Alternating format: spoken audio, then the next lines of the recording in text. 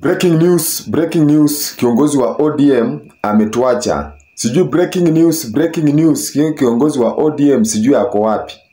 Wadau, hata ikuwa unachukia mtu wadau, ani mnafika kiwango akitengeneza video kama hii wadau.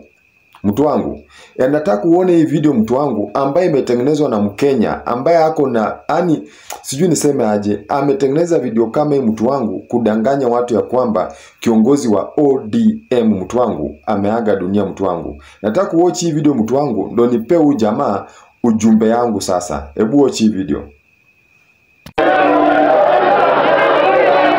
It was a sad morning for the Odingas, friends and the country at large after they woke up to the news that the former Prime Minister Raila Odinga is no more.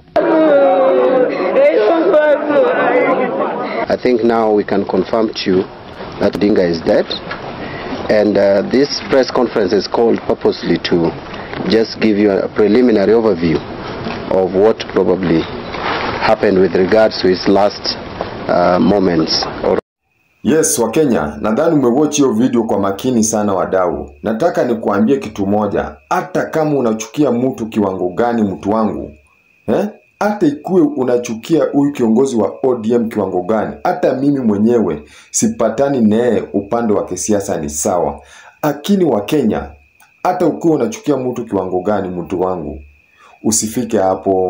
usifike hapo pa kueneza mambo kama hiyo mtu wangu juu ya maisha ya mtu. Huyu mtu ako na watoto, ako na mke mtu wangu. Wakati wanaona kitu kama hiyo kwa mtandao wadau, unadhani wanawaza aje? Mtu wangu, acha hizo.